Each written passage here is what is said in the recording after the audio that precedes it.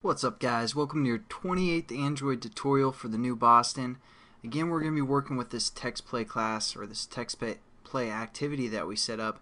We're just going to set up our actual button. We've set up and pretty much finished our toggle button, but now we want to set up our check command button.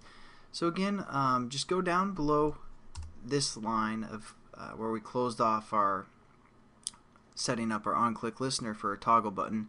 Should be 2 brackets below. We're still within the onCreate method, and we're just going to quickly set up our button called check command.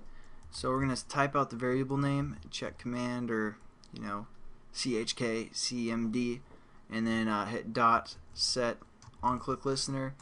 You guys should be getting pretty familiar with this. We're just going to finish off the statement so we don't forget later, and then we're going to hit new view dot onClick listener, enter, and it'll set it up for us.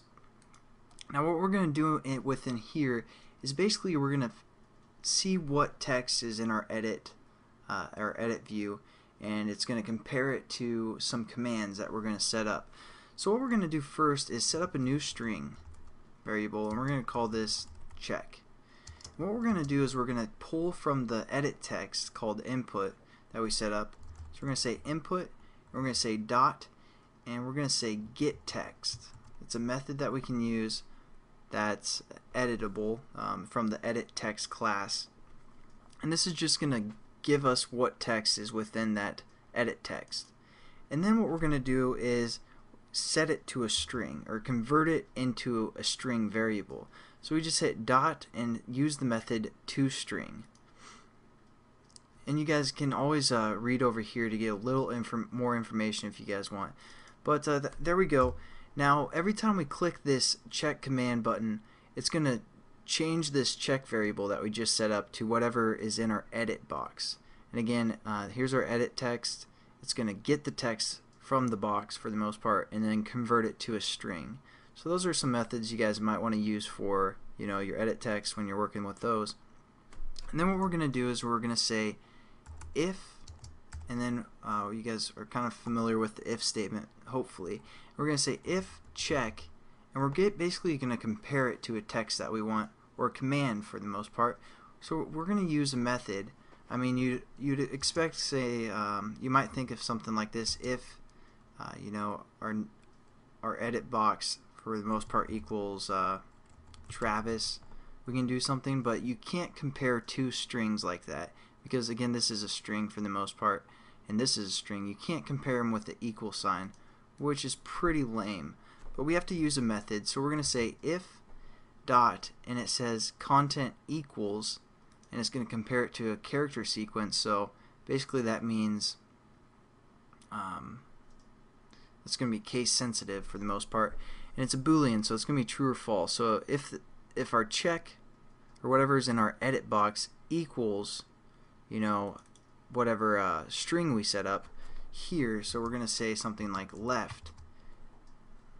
If I can type left, and then we're going to set up a pair of brackets right here.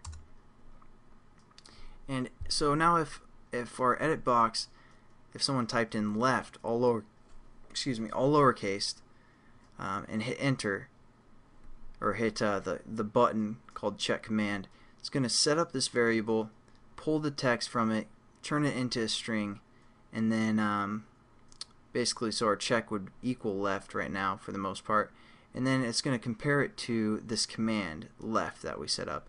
So if our string equals left, and it's going to basically do whatever is within this statement. And then we're going to say else, just like we did before, but now we can say if. So it's basically going to check through this statement as well, and we can just kind of copy and paste basically our what we're checking here. And we're going to say if it equals center, and you guys can put another bracket here, and then we can also say else if, and then copy and paste, and this time we're going to say right. So there we go. I know we're getting a lot of brackets, so hopefully you guys are following along perfectly and you aren't getting any errors or anything.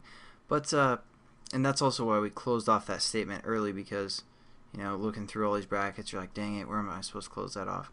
For the most part, I mean, I don't know if that's confusing or not, but hopefully you guys followed along, and then we're going to set up what these are going to do within the next tutorial, as well as set up some more commands and just have some fun with this text.